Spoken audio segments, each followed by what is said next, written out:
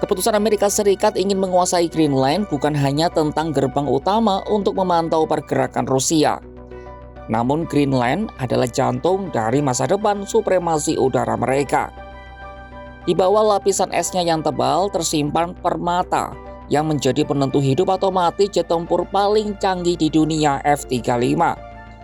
Bayangkan F-35 sebagai sarung tangan Thanos dalam semesta Marvel.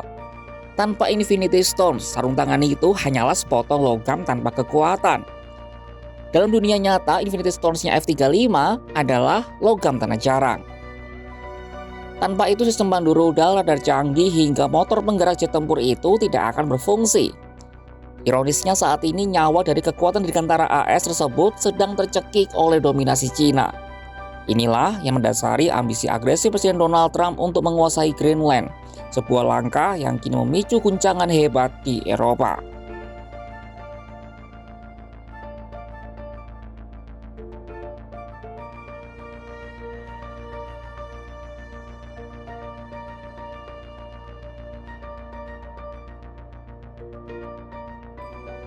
Ketertarikan militer Amerika Serikat terhadap Greenland bukan lagi sekadar soal lokasi geografis yang strategis. Pulau itu kini dipandang sebagai cadangan energi dan material masa depan yang mampu menjamin nafas bagi industri pertahanan AS. Survei Komisi Eropa pada tahun 2023 menemukan Greenland menyimpan 25 dari 34 mineral penting dunia. Di antaranya adalah grafit, litium, hingga logam tanah jarang atau LTJ. Greenland tercatat memiliki cadangan LTJ sekitar 1,5 juta ton metrik, menempatkannya di posisi ke-8 dunia, satu peringkat di bawah Amerika Serikat. Lantas mengapa AS begitu mengincar logam tanah jarang yang ada di Greenland? Jawabannya terkait langsung dengan salah satu alutsista paling canggih yang dimiliki oleh AS saat ini, yakni jet F-35. Departemen Pertahanan Amerika Serikat menyebut setiap unit jet tempur F-35 mengandung sekitar 400 kg mineral tanah jarang. Mineral ini vital untuk membuat magnet yang memutar mesin, sistem tenaga darurat, sampai pelapis penghalang panas pada pilar turbin agar mesin tidak meleleh saat terbang. Selain untuk F-35, logam tanah jarang juga penting bagi industri berteknologi tinggi seperti kendaraan listrik, turbin angin, ponsel pintar, sampai sistem rudal.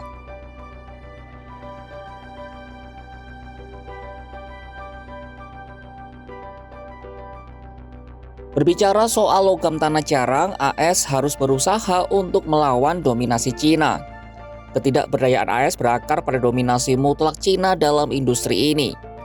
Cina bukan hanya menambang, tetapi juga menguasai teknologi pemrosesan yang rumit. Mengutip laporan New York Times, data menunjukkan Cina menyumbang sekitar 70% penambangan tanah jarang dunia dan mencengkram 90% kapasitas pemrosesan. Untuk logam tanah jarang berat yang krusial bagi pertahanan, dominasi Cina bahkan mencapai 99%. Sebaliknya, Amerika Serikat dinilai tertinggal jauh karena kurangnya permintaan domestik untuk memacu inovasi teknologi pemrosesan. Beijing telah menggunakan dominasi ini sebagai senjata strategis. Cina telah memberlakukan batasan ekspor logam tanah jarang pada April dan Oktober 2025. 7 mineral yang telah dibatasi ekspornya pada April adalah samarium, gadolinium, terbium, dysprosium, lutetium, scandium, dan yttrium.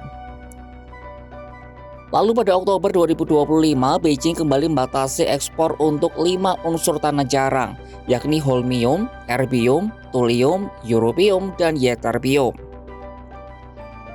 Total terdapat 12 dari 17 jenis logam tanah jarang yang Cina batasi ekspornya. Akibat terganggunya pasokan ini, Pentagon mengonfirmasi kabar buruk pada September lalu. Pemutahiran F-35 yang dikenal sebagai Block 4 tidak akan rampung hingga tahun 2031. Ini berarti penundaan selama 5 tahun dari jadwal semula. The New York Times dalam editorialnya menegaskan pentingnya untuk mengakhiri monopoli Cina. Menurut mereka hal ini penting bagi keamanan nasional Amerika.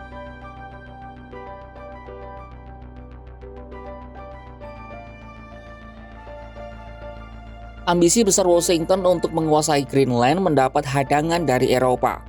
Denmark sebagai pemegang kedaulatan atas wilayah semi-otonom itu menolak mentah-mentah tawaran pembelian Greenland. Perdana Menteri Denmark Mette Frederiksen menyebut ide tersebut tidak masuk akal. Senada Perdana Menteri Greenland Maud EGD menegaskan pulau itu tidak untuk dijual dan urusan masa depan Greenland hanya berada di tangan penduduknya sendiri. Tetapi Amerika Serikat memberikan sinyal kuat bahwa diplomasi bukan satu-satunya jalan. Menlu AS Marco Rubio menyatakan Presiden Trump tetap mempertahankan semua opsi, termasuk melalui kekuatan militer. Meski begitu, Sekretaris Pers Gedung Putih Karoline Leavitt menjelaskan, pilihan pertama Trump tetap adalah diplomasi. Rabu 7 Januari 2026. Following up on Greenland, why not rule out taking it by military force?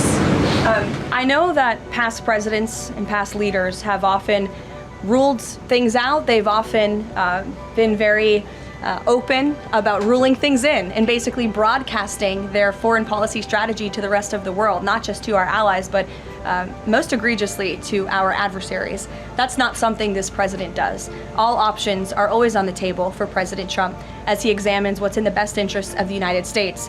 But I will just say that the president's first option always has been diplomacy. Sinyal ini memicu kekhawatiran luar biasa di kalangan sekutu NATO. Apalagi sebelum ini Amerika Serikat melakukan operasi militer mendadak untuk menangkap Presiden Venezuela Nicolas Maduro. Pertarungan memperebutkan Greenland adalah representasi dari perang sumber daya abad ke-21. Amerika Serikat menyadari bahwa tanpa kontrol atas logam tanah jarang, keunggulan militer mereka, terutama melalui jet tempur F-35, akan berada di bawah bayang-bayang Cina. Ketergantungan pada Beijing telah menjadi kelemahan strategis yang kini coba ditutup oleh Donald Trump dengan cara yang sangat agresif. Namun langkah ini membawa resiko besar terhadap persatuan Barat. Ancaman penggunaan kekuatan militer terhadap sekutu NATO seperti Denmark demi mineral tanah jarang dianggap banyak pihak sebagai tindakan bunuh diri strategis bagi pengaruh global AS. Akankah Washington benar-benar mengerahkan serangan militer ke Greenland layaknya yang kita lihat di Caracas? Saksikan kabar lainnya hanya di kanal YouTube Kompas.com.